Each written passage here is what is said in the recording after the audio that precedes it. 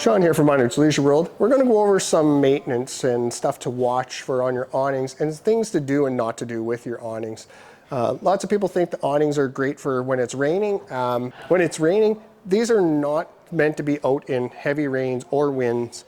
The arms are not designed to take the abuse of any storm.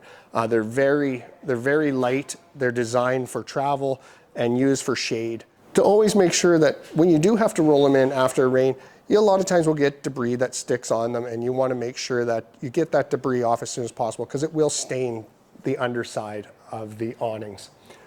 The arms are very light, like I said, and you can give them a different pitch here.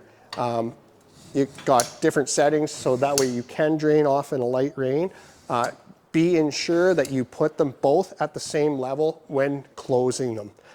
This will cause havoc if you don't, and they will not line up and close the arms properly.